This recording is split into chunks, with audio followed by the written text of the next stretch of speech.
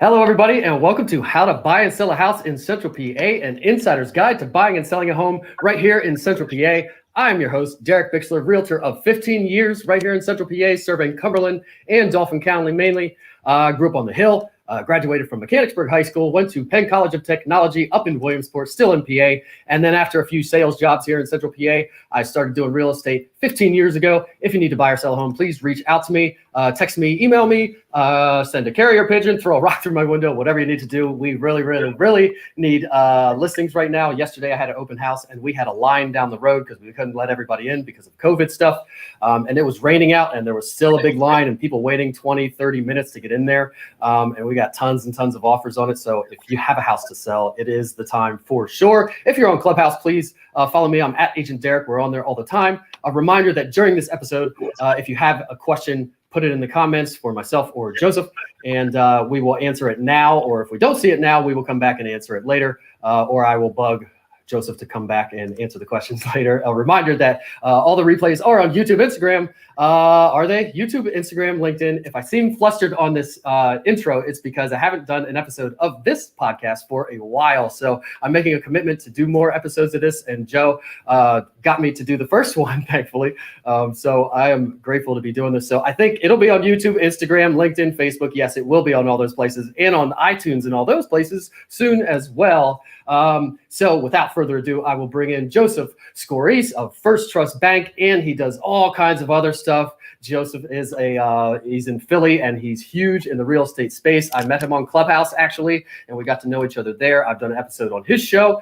So I'm going to welcome him to the stage. Shut up and let him tell us a little bit about himself. Hey, Joe, nice to have you here. Tell us a little bit about yourself personally. Eric, thank you very much. My name is Joe Scorese. I'm a mortgage lending specialist. Been in the industry for close to over 20 years now. I am a licensed real estate agent, just really for accessibility of being a transactional investor myself over the past 30 years. And I pretty much originate and close on residential, commercial, or construction loan product or programs for consumers, investors, real estate investors, real estate services. I'm also an adjunct professor at Temple University at the real estate school. I teach the class that we're talking about today, which is BRRRR strategy, amongst about another half a dozen other subjects throughout the year for the past 4 years. Happily married the past 10 years with the love of my life, and she's also an entrepreneur, my wife, Donna. She went to school for massage therapy, as well as a neurotransmittal stimulation machine business, help people's nerves and anxieties and disorders and addictive behaviors. So my wife and I take a very holistic and homeopathic approach to living. No kids, cats, and we currently live right outside of Philadelphia in Turnersville, New Jersey. That's awesome. And you also head up RIA, is that correct? Yes, I am the co-host and coordinator, along with Yordell Perkins of Perkintech, who you briefly met on my podcast, which is called Smart Real Estate Podcast. The RIA is called Smart Real Estate RIA. We cover the greater Philadelphia market, including Philadelphia County, Delaware, Montgomery, Bucks County, South Jersey, Lehigh Valley, as well as Delaware State and the Wilmington market. And we provide education, networking, and creating opportunities for real estate professionals being provided by licensed and certified professionals in the field. And what is a RIA? I guess probably should have started with that. Real Estate Investors Association. There are different kinds. There's for-profit. There's not-for-profit that are for-profit. We don't sell workshops. We don't sell books. We provide real direct education to questions and concerns that real estate professionals have on a day-to-day basis, especially during these trying times. And you're a professor at Temple. So the BRRRR class you do there, is that something that's part of a degree program, or is that something that people could go and take a class, a certification or something, or what is it? That's part of continuing ed for licensed real estate agents. It's amazing that most real estate agents that are in the field do not know what BRRRR means, because BRRRR as a whole has existed since the age of time beginning when buying real estate investment properties. BRRRR, the term, became renowned online at various sites related to real estate to simplify an acronym, the opportunity of buying, renovating, renting, refinancing, and redoing a strategy. So everybody's into acronyms now. Everybody wants to, like, I'm Josco. You're Derek B. You know what I mean? I like Josco. They don't want to speak the full English language anymore. So I could take, so actually I'm in Pennsylvania, so I could take your BRRRR class as a continuing ed the next cycle? You could, and the next time that they schedule me, absolutely. Or I do offer it kind of once every quarter through the RIA, whether it's through the podcast and or soon to be live events again. So the closest to you, to me, would be Lehigh Valley or Montgomery County, depending on the time of the day and traffic. Well, I'm definitely going to look into that because I'm just taking whatever I can squeeze in at the end or just filling it in with whatever because there's nothing I really want to learn. You need to host your own RIA then out in Harrisburg area. That's what you need to do because that area, I feel Central PA where you are, fits the model of BRRRR strategy and Mayo and cash flow analysis of investment properties currently. I don't think Philadelphia is a market to really walk away with a true BRRRR strategy comparatively to your market. Your buy-in is completely different, tax bracket, the overhead cost, deferred maintenance cost, everything. So that's a good question to bring up later after we get into what BRRRR is kind of like, where are the best areas and are there better areas to do it and better tax brackets and price ranges and things. That's a great thing to get into. Before we get into what BRRRR is, you cook a lot, right? But you just got healthy. I know a little bit about you from Clubhouse also. So you cook a lot, but you just lost a weight and got a little bit healthy. Yeah, I'm down approximately 80 pounds since May of 2019. I am a stroke survivor. I have taken a homeopathic and holistic approach to my health. I was originally at 350 pounds. I'm happy to say I'm at 250 pounds. I don't climb mountains on Saturdays, but I do walk every day, and I do a lot of holistic techniques, specifically neurotransmittal stimulation to my brain to really get my functionalities back on track. And it's been, you wouldn't even know if I didn't tell you, but I'm proud to say that I am a survivor of near death 2 years ago as of May 15th coming up. That's crazy. You wouldn't be able to tell at all. I don't know what you're supposed to be like having had a stroke, but I guess I've seen a few people it does immobilize. Yeah, it does immobilize certain parts of your body depending on the severity. It impacted my left side, which I have happily got all my general motor skills back. Can't do the middle finger yet. I'm working on that, but I promise, Derek, as soon as I am able to do a middle finger with the left hand, I will more than happy show that off to you, whether live or in person or on chat on Clubhouse. Nice. You can change your. Oh, I shouldn't do it. I'm lying. I almost did it. You should change it to your profile picture on Clubhouse. That'd be exactly. If I could do it, I promise it'll be my profile picture. I promise you that. That's awesome. So what do you cook? Italian, right? Well, I have a culinary degree from New York Restaurant School back in '88, and I did garde manger and sauté, and I was trained at Windows of the World in 1987 to 1989 in fine dining service. So I made my way through college and paid my bills and paid my college through the hospitality and fine dining service. I worked at Windows of the World for 2 years, then worked at the Vista Hotel in Newark Airport at the dining room. And then I worked at the Hilton in Short Hills in fine dining, a 5-diamond hotel. And that pretty much made my coin to pay for all college and all my extravagances coming out of college, and buying my first multifamily acquisition with BRRRR strategy without knowing the term in 1994. So that's how you got into it. I was going to ask, how'd you go from cooking to all the real estate stuff that you do now? So it was you were working still in the cooking world, and then you bought your first using the BRRRR strategy. That's how you got into it. Well, I mean, Well, yes and no. I mean, I bought my first property, which was a 4-unit, across the street from Kane College, now Kane University, with the complete intent to just pick up good-looking college women. Really, no other reason. And then hopefully the rent would cover my overhead. Well, the rent covered more than my overhead. I was getting about $1,200-1,400 a month for 3 2-bedrooms, and I lived in a 4th 2-bedroom. And then New Jersey Transit, kind enough,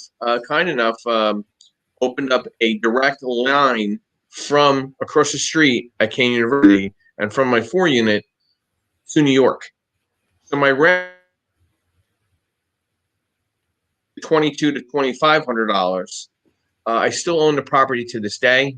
I'm very happy to say that I paid my mortgage off probably close to 10 to 15 years ago, and just have a line of credit on it. And when I got sick, that was a beautiful check to see. When I was in the ICU, that check came in nice and net, a little over $6,500 every month. Whether I worked or not, that money came in every month. So to me, real estate and BRRRR strategy is a success if you do it correctly. So then what was the next step? How did you go from the one property to doing it full time as your career now? Well, things happen. So I invested on a 5-unit mixed use with my uncle in a small town out in North Jersey, and he believed in me and invested monies into me, and I did all the work. I replaced the roof. I resurfaced the brick. I did all the landscaping. I power washed the parking lot. I resurfaced the parking lot. I mean, anything I can do without hiring somebody, I wanted to learn it all. So when I was at the point where I could just hire somebody, I knew exactly how it would take, timeline, things of that nature. It was hands-on. I was actually in accounting and auditing at the time. And I have that property still to this day, fully leased, thank God, even under the COVID conditions. It's a great location, fully 5-year leases. Nobody's left. Everybody's in good shape. I did give them a discount due to the circumstances during this past year, but some of them didn't even want it. They were so happy with how I treat them as tenants. They were like, "Don't worry about it, Joe. We're fine. If we have an issue, no problem." Same with my 4-unit as well. And then my father and my uncle kind of got into a little competition with themselves.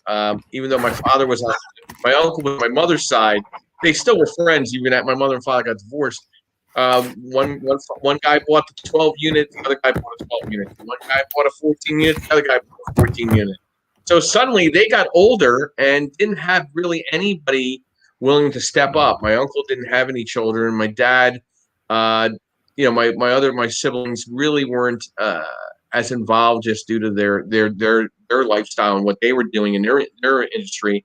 And I started maintaining the properties and taking care of them.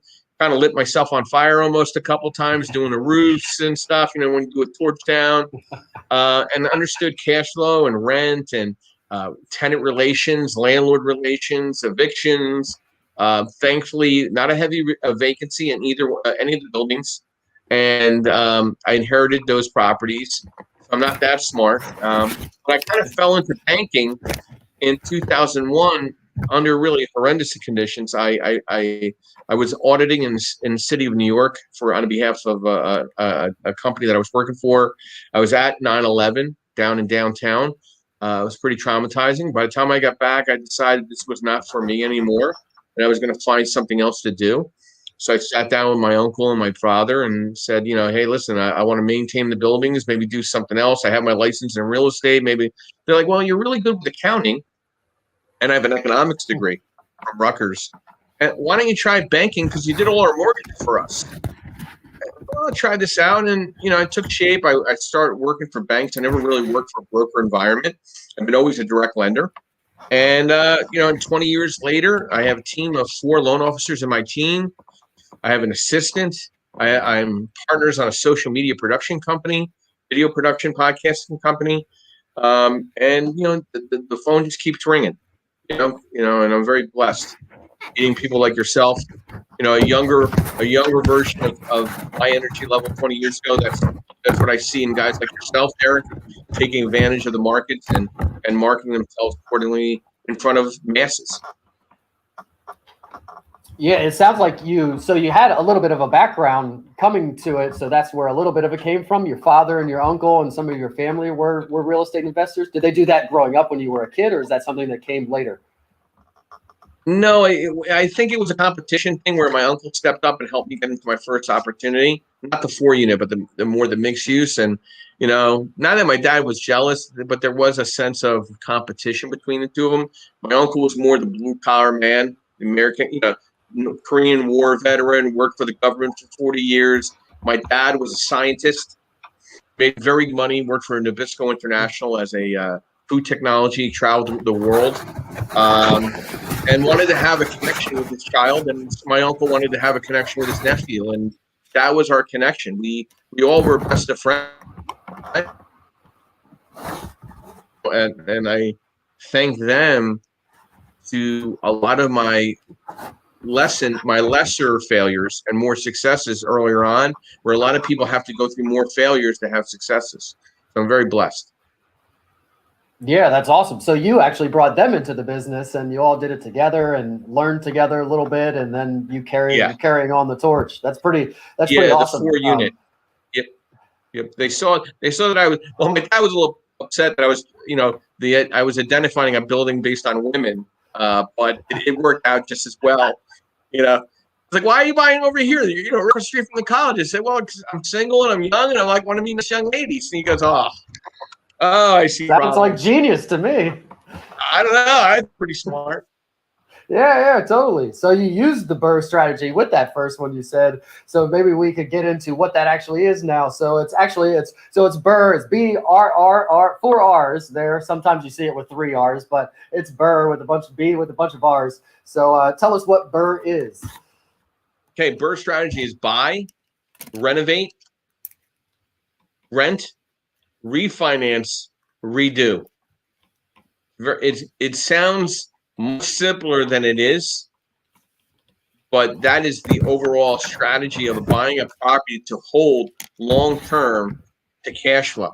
Now, there's two ways to BRRRR: leaving some money into the transaction, knowing that you're not going to be able to take everything out to cash flow the property on the back end, or attempting to have no money into the transaction and netting as much money as you can make on the back end.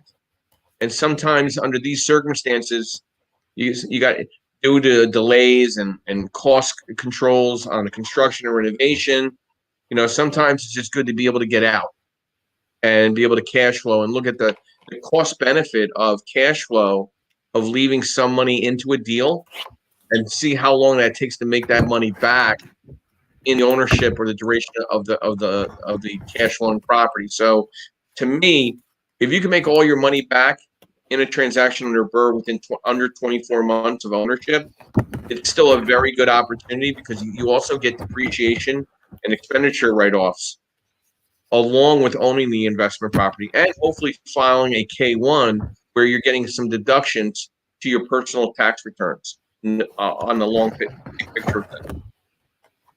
So it's essentially a way to say, take your money and use it over and over and over again, the same money to buy another property, Yep. buy another property, buy another property, and keep all those properties that you're buying along the way. So if you had $50,000, say you put it in, you buy, and you can move it down the line. And we're going to talk about how you actually do that. So maybe we start with the buy part of it. How do you find something to buy? How do you decide what to buy?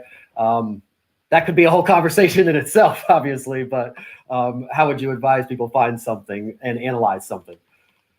Well, first thing is you make money when you buy. Okay, that's the hidden secret. You don't make money when you sell, you make money when you buy. Okay, so I learned that from a gentleman that started off with one property and with over 100 of properties in his portfolio and retired a millionaire. Okay, so I remember that phrase completely. But the first way I would evaluate when I buy is under the evaluation of Mayo. Mayo is not a condiment in this circumstance. It is a acronym where to the younger folk that's out there, they like that. Mayo is maximum allowable offer. And how I derive my maximum allowable offer are a few items that we keep in mind. The most important, I don't care what the property is listed for. I'm more concerned what the after repair value is And I get that number, that number from my licensed real estate professional who I'm working with, or on my own, if I'm running my own comps, of sold and settled properties are relevant, like properties being rented and sold in the immediate 1 mile radius. Now, when you're out more in central PA, you might have to stretch that out there a little more because you're a little more rural, comparatively to Philadelphia, where you're a little more condensed, or any market. This could be any capital market, any rural market, any suburban market. It's all about the after repair value. The next thing I take is a 30% deduction against after repair value. I got 30% and I'll break that down on those costs. 3% buying costs, 3% carrying costs, 3% closing costs, 1% margin of error, and 20% equity or profit. Now, for profit, because we're not flipping the property. Okay? So I back off my 30%. My next important number in my deductions against ARV is repairs. Now, due to the fact that construction material costs have skyrocketed over the past 12 months, I mean, we're talking 20 or 30% on wood alone. You know, a 2x4 is not $3.99 anymore. Okay? A 2x6 is not $3.99 anymore. We're talking $15 to $30 a piece. Okay? That changes your repair costs because you also have to take into consideration a GC is going to mark up their construction repair costs along with what they get paid in doing a renovation on the property. So where a general repair cost of gutting something to the studs, you know, prior to the pandemic and the COVID-19 was maybe around 85 to 100 a square, you're probably anywhere from 100 to 110 a square in a full gut to studs type of circumstance. If you're going to try to do just general repair to turn a property around, not a full gut to the studs, you're probably up about 10 to 15 a square. And that starts anywhere from, I mean, that was probably somewhere between 35 and 50 a square. That's probably more toward 50 to 75 a square on your costs based on the rentable and or livable square footage of the property. And this does not include expansions, meaning adding an additional bathroom, finishing the basement, adding a third floor, adding a dormer. All those type of costs are different than just the general repair, replacement, or repurposing of a unit. So all those, deductions, go ahead. So all the increase in all those construction costs right now have a real impact on anybody trying to do BRRRRs or flips or anything of that nature, because I guess essentially it should be mentioned, we're looking for properties that need some work and have an upside and something you can put some sweat equity or some money in and then make some money on the other side. So first of all, you need to find a fixer-upper, so to speak, or something that you can add a third floor or create more revenue or lease a cell tower to or something. And then you create that extra value, and then that brings us, that is the rehab. That's the rehab part of the first R in and that's right? The biggest part. That's the biggest part, but nobody keeps in mind the 30% back off on the, you got to leave some margin to leave yourself room to be able to refinance the property eventually. So the repair cost right now is probably one of the most impactful deduction against after repair value. After I take those two deductions, the costs and the repairs, I come up with my maximum allowable offer, whatever that number is. And then I back off another 15%, and that's going to be my room of making offers and knowing where my cap is. Now, this formula is based on a 65% loan to value based on completed value, based on the after repair value. Have I seen these numbers coming at Mayo that match up with the listing prices during this inflated market and lack of inventory? No. But this is the thing. Okay, there's always somebody in a bad situation, Derek. Somebody's always having a bad time. I hate to say it. I don't wish it. So if I go outside right now, my offices here, and I ask 100 women out for dinner, how many have to come out to dinner with me? One, not all 100. So if you're making offers on properties that are in need of repair and you're basing it on this framework, how many properties do you need to buy at a time? One. Okay. Now, has there been some flexibility in regards to BRRRR being at 65% loan to value based on completed value? Yes. You're seeing more construction lenders, more private investors such as myself that are looking at 70% based on completed value, because there's still some room, if you do things correctly, to be able to refinance. You might have a little money left in the deal. You'll make all that back on the cash flow, the depreciation, the interest write-off, the deductions, placing it through your LLC and putting it through your K-1, and taking that deduction through your personal tax return. So that's Mayo. That's part one of BRRRR strategy. So it's very important. And even when you're flipping or anything, or even when people, the buyers of a regular house, come to me and ask, can we do this kitchen? Can we do some carpet? Can we add an addition? Well, we need to go look at what it's going to be worth after we do that. What they're asking for it has nothing to do with. So we base our offer on what's it worth when we're done, minus what it costs to get it there. And then that's your offer, and some cushion there also, hopefully. I 100% agree, and this is not for primary residence. You're going after properties that are really for the investment hold, and maybe it's a flip down the road, but you actually have no plans of flipping the property year one. Maybe year 3 or 5, but definitely year one, not year one. Yeah, because you're using that cash that you would have made to go buy another property. That's the whole point. Correct. Yep. So after the buy, go ahead. And you're leveraging construction lenders in regards to using other people's money and not using all your money and buying something cash and tying all your money up into one strategy. That's great. So after you buy it and you rehab it, repair it, and you add all that value, now you have to rent it out, right? And maybe you could speak to, how do you do that? Maybe you have a 12 unit. How are you renting? Are you kicking people out? Are you staging people in while you renovate those units? How do you go about that? Well, my last flip that I did prior to being sick was a 6 unit. And there are different types of insurance policies if you have a couple tenants in there that will protect them. But I'd be honest with you, if I could do it all over again, I don't want tenants while I'm doing a renovation. So if I could empty the property, or the entire building. Property. Yeah. Get it done, then place people back in. And sometimes I required that empty at closing because it just allowed me to move quicker, less bad communication with or poor communication with tenants during trying times of getting things renovated. And it would have been I left one tenant in there. I should have just had them. I was being nice. And there's no niceness in BRRRR strategy. You just got to be very direct. It's very black and white.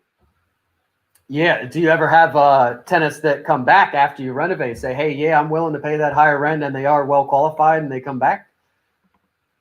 It actually, the tenants that I asked to be on came back, and they paid more money for the rent. But they loved the conditions. I mean, we put brand new ceramic tile, backsplash, good solid wood floors. I'm a big fan of solid wood floors because I don't have to ever replace them in my lifetime. The 30-year plan, I'm going to be 83 years old, 81 years old. I'll be retired. Those wood floors will still be there, but I'll be retired. They'll look a lot better than me at 81. Do you have any nephews that you are bringing into the business? I have 3 nephews, 1 niece. Hopefully we have a few more nieces and nephews. You know what I mean? Nice. Yeah, that's a few. That sounds like a work crew to me. Well, I tried. It didn't work out too well, so I'll leave it to the cats. I'll leave them to the cats. There you go. So once you rent it out, which maybe probably new tenants after you renovate it, what do you do after you rent it? Well, it's a good question right there. I carry over my after repair value, right? I then take 75% of my after repair value to come up with my loan amount that I can refinance. And what I do first, and I keep it real simple on my phone, simple mortgage calculator. Okay, and I look up the loan amount, a 30-year amortization, and I look at a rate anywhere between, I mean, if we're going to use an LLC loan, we're probably looking at high 4s, low 5s. If we're looking at a loan in your personal name, high 3s, low 4s. So if you're going to stick with the LLC concept, I would say use 5% or 5 1/4. I would then I would come up with my monthly debt service. I would then come up with some standard deductions to deduct against my rent. So I come up with my net cash flow. First thing, I would take my taxes and divide it by 12 for the year. My insurance, homeowners, get the total, divided by 12. Property management. The going market of property management is, depending on what market you're in, is anywhere between 8 and 10% on the rental amount. So say if the rent is $1,000 a month, you're going to deduct $100. So if you think you're going to get a deal at 6%, you're most likely going to be dealing with a poor management service, and you're going to be babysitting your property as if you're the property yourself. I think gets you a better professional service out there that's going to be willing to take care of the items to decide and managing your property. You're always going to have your hands in something regarding the properties. But I would say I'd rather be at 20% of my time, 100% of my time. And if you're going to be an out-of-state borrower, don't depend on your realtor after they sell you the property to be your property manager, unless they are property management. Then I would take also a deduction of deferred maintenance of anywhere 3 to 5% against my rental amount. So if it's $1,000, I'm taking $30 to $50 deduction and escrowing that for future deferred maintenance, hot water, a hole in the wall, a small fire, something like that. Very important. I then take the deduction of vacancy, and I use rental amount. So say if it's $1,000, it's $50 a month, because a property can go vacant. And there's two other things that I keep in mind that are not typically in most BRRRR strategies. One is renter's insurance. And Derek, you're going to say, renter's insurance, doesn't the renter pay the renter's insurance? You know how many times I've gotten cancellation notices for renter's insurance from my tenants? If I collected them all, I probably would have made $100 at the recycling center giving all that paper back. So what I do for my rentals, now I'm not saying this for everybody, but this is what I do, and it for the past 15 years, okay? I've never had a renter's insurance issue. You know why? I roll it into the rental payment. So if their rental is $1,250, it's now $1,280. Pay the renter's insurance on their behalf. It's the best money spent as a deduction expense in your expenses under BRRRR strategy. And I think that people leave that for the tenant, and I don't suggest doing that, especially in this time. I rather pay for their renter's insurance than there's no fee. Oh, you have one person that never cooked that uses the broiler for where they put their gloves, and then they turn the stove on and they find out their stove's on fire. Okay? Or 30 that don't cook. Thankfully, I'm blessed. I know how to cook. I know that the broiler actually heats gloves and sets things on fire. And there's one other thing that I take into account that a lot of people don't. Thankfully, I did this before I got sick. I have a whole life insurance policy. Started off with term policies, purpose to pay off a mortgage, whatever the debt property. But then I invested after I had four or more properties on a whole life. And I could basically use it as a checkbook into it. And it's usually costs about $400 a month. But if you pour more money into it, dividends start paying that back. And you could use that as liquid assets or reserves toward recognizing the reserves toward buying a BRRRR strategy property or properties. So these are certain deductions that they don't talk about in most BRRRR strategies, that you, God forbid something happens to you, somebody else is going to take over your mess. Wouldn't you want to know that a term life insurance extinguished the mortgage and your loved one is left with a free and clear property and they get to sell it freely and maintain it after it goes through probate? I mean, whoever's going to inherit it is inheriting a free and clear property. So any of my properties that I currently own, they will come to whoever inherits those free and clear. That could be a whole episode. That's how I look at how to pass down properties. Well, it's the perfected legacy. That's what I call it. And people don't think about that while they're young and running around. But like when my wife saw me in the hospital in the bed, he thought the next best thing that, instead of dealing with the properties, was to jump off the Ben Franklin Bridge. And, she went and got all my paperwork out of my safe. And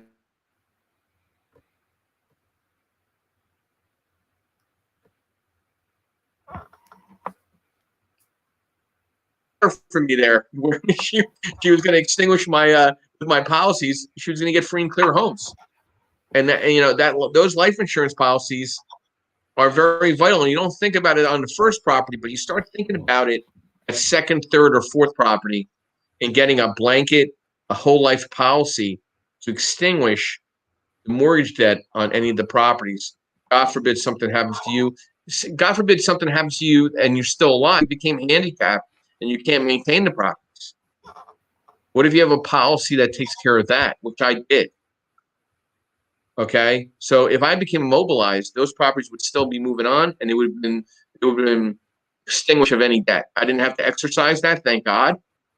But you got to think of those things in the beginning.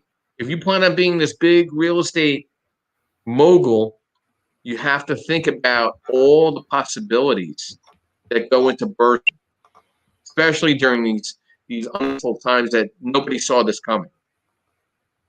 So you're taking all these insurances you're talking about, and those are going into the numbers you're running and part of the expenses when you're calculating how much money you need to take out, and probably up front when you're analyzing properties to make offers. You're accounting for all these different insurances, right? Well, I am. Yeah, I am. But this is the thing. I already have the whole life insurance policy, so I don't have to make that extra expense anymore. I already have the whole life. You know what I mean? So I can't get any more. But my wife can get it. My wife can get another term or another whole life, expand the whole life policy to expand the payout. God forbid something happens. So like any new properties that I'm acquiring, I am putting her on the title. So if something happens, she has the whole life. It pays off if something happens to her, and it happens. A certain amount gets paid off at this point. I can't expand it any more than it is. That's great, and obviously you want to protect those that are coming behind, and that's something that a lot of people don't think about. And if you don't have it up front and it's not in your numbers, you could end up down the road with all these expenses that you think of later, and now, that deal doesn't make sense anymore because I didn't think about all these other little things that go into it. And I love the rental insurance, including it in the rent. I think I'm going to start doing that actually, and that's really cheap. You wouldn't even have to add very much, maybe not add anything, just start doing it and take it out. How many cancellation notices have you done in your insurance policy? Yeah. You pretty much assume you're going to get one from everybody. That's why I don't bother anymore. I pay for it on their behalf, and it comes out of my rent, and I bump the rent up X dollars. Like the multifamily 4-unit, I think it's like $25.20 on each one, and at $20 every month goes toward the renter's insurance. Boom, paid. Yeah. Hey, That's a no-brainer. That's awesome. If I get nothing out of this, I'm getting that out of it. I'm going to do it immediately to all the next leases I do. So after you buy it, hey, listen, if rehab you it. do a golden nugget, Exactly. I got a lot of golden nuggets actually, but that's a really good one that I'm going to put into practice right away. I might even just do it on ones and not even worry about, existing ones I could do it on. There's no reason I can't do it on existing ones, right? why not? Yeah. Then on Totally. the next lease, you bump it up to catch catch up with that. Yeah. And I'm going to all my clients too. I'm going to mention that to them too. So after you do all these things, you repeat it. That's what the last R, repeat, redo. You're taking your cash out and then going to look for another property. Yeah, absolutely. So how long did you said about a year minimum to do a process like this? How long would you take? Minimum years, probably a little bit quick. I would say, if you use construction loan program, and the average rehab loan is being paid off anywhere between 6 and 7 months right now. So if you are at least close to your timelines, expect to be in a rehab construction loan anywhere between 6 and 8 months and be able to get out of it. So you have deal time at the beginning, you've got the process of rehabbing it, you got the process of renting it back out, and then you have the process of refinancing it, and then you have the process of yeah. So it's going to be at least a year, a couple of years. So it's not something that you're just going to do a bunch of times in a year. You're not going to do a BRRRR strategy a bunch. I mean, maybe if you had a bunch going on separately, but it's not going to be the same cash. I mean, if we set you up with a construction line of credit, a revolving construction line of credit, for qualified borrowers, you need to have a 680 credit score or better. I'd say if you could show 100,000 in savings, we set you up for a $1 million revolving construction line of credit, go up to 70% loan of value based on completed value. Go up to 85% on purchase loan to cost, 100% lost on construction, maybe 90% depending on your background and the amount of transaction doing. I mean, I have some people that are doing a transaction a month. I have some people that want to do 2 a year. I have some people that want to do 1 a year. Everybody's a different cylinder engine in the BRRRR strategy. So before we ended out with a funny question that has nothing to do with this, but before we end it, could you speak a little bit to what a lot of people, you hear people out there saying, it's about the deal. It's not about the person's credit score or financial stability or anything. It's about the deal. You can go out and find money for any deal. As long as there's a good deal, you can get money for it. Can you speak to that a little bit? How qualified do people have to be to do things like this? Well, I'll talk from the heart, and what I've said to many others. I don't bring leprechauns or unicorns to the table for closing. So a qualified borrower for me in this world for construction rehab, specifically under BRRRR strategy, I want to see a 680 credit score or better. I want to see documented self-employed or W-2 income. I want to see 6 to 12 months of reserves of interest payment to sustain the loan. God forbid you got to carry it till it's renting. I also want to see a little game plan, what you're doing, and again, this is no longer amateur night, at the Rialto. This is real life. I am not lending money to own your house. I'm lending money to get my money back. And that's what a BRRRR strategy is. So I'm sustaining and evaluating the risk level of a borrower more than ever due to these moving part circumstances due to the pandemic and COVID-19. And if you find other lending out there that might have less stringent qualifications, they're gonna tax you for it, right? Not real again, taxes. it's not going to continue. They're gonna charge. You're gonna pay way more. The interest rate's gonna be way higher. Yada yada. For hard money, so to speak, or something like that. 15%. Yeah, and that's what you don't want to be in that position. You don't want to be paying 12 to 15%.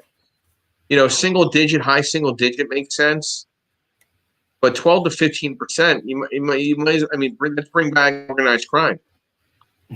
What difference? Yeah, totally. I hear my parents talking about, housing interest rates back in the day, where they were up at 12, 15, 18% or something. 17. I was just having a conversation with somebody. 7% in 1972. That's nuts. And people cry over 5% right now. Yeah, but the buy-in was a lot different in 1972 than 2019 and 20. So it's all relative to your buy-in price point. And I go back to where you are, Central PA. Your buy-in is much more cost benefit and cost effective to identify a BRRRR strategy than some of the urban markets sort of Philadelphia right now. It just doesn't make a lot of sense. So why is that? I forgot that question. I wrote that down when we started the episode, and we are getting a little long here, but I like that question real quick.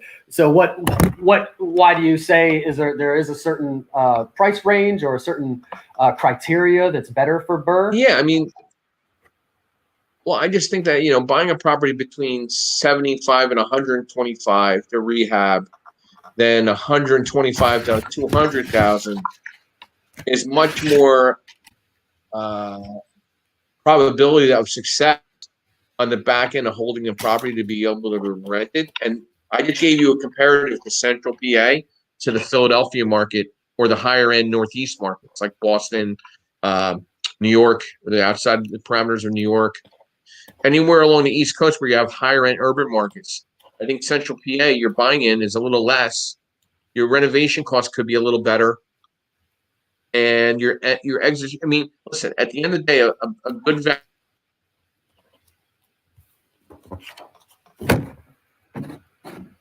In Philadelphia for 2,000.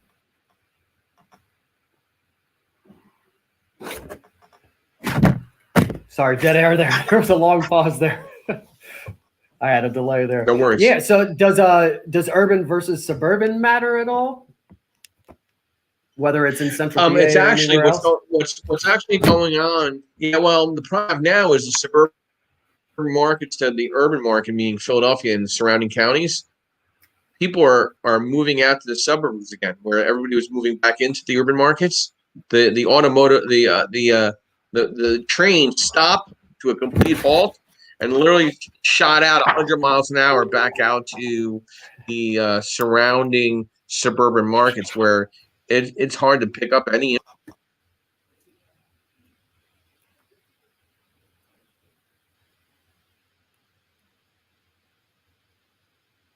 That's my take, Derek. Yeah, and I didn't hear any of that because I was frozen again. But that's all right. I'm sure you said something really interesting there about urban versus. It sounded really intelligent. Don't worry about it. That's the wonders of live streaming. That's all right. So now we'll before we tell everybody where to find you and how to reach out to you if they need any lending, and in particular if you want to do any investments, Joe, I can tell you he knows everything backwards and forwards. And if you need any investment advice about real estate, he is the man for sure. So we will bring up. I just Google funny questions. So there's 81 of them on this list. You can pick any number between 1 and 78, I guess. I'll read 3 of them, and you can answer whichever one you want to. So pick a number between 1 and 78. 24. 24. All right. So, all right. First question. What is the first song? What is the worst song ever? It would help if I could read. What is the worst song ever? Next question. What would you rather? Have no nose, but have really good smelling fingers, or be all right. I got to start this one over. This is a weird question. What would you rather? Have no nose, but have really good smelling fingers, or be blind but have a really nice smile? That question's complicated and dumb. And then the last one is, what is the most boring sport? Well, for me, golf would be probably boring for me. I love football, baseball, that type of sports, hockey.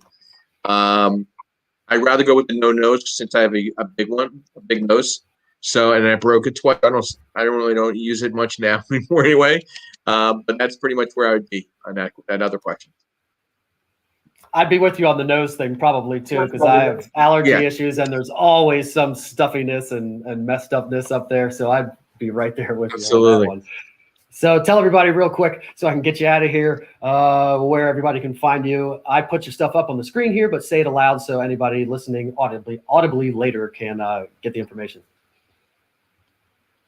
Well, my phone number is 215-290-5108.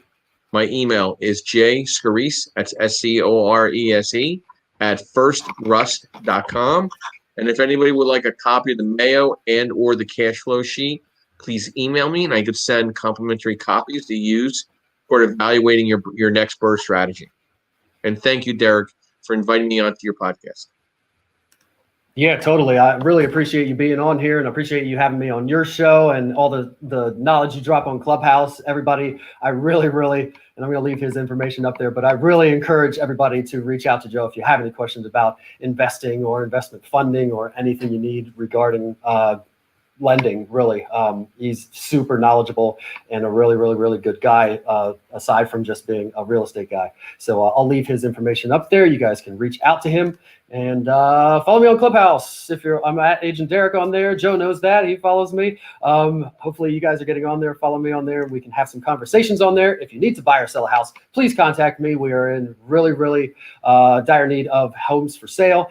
I'm holding my arm because I have a pain in my back that's really bothering me the last 2 days.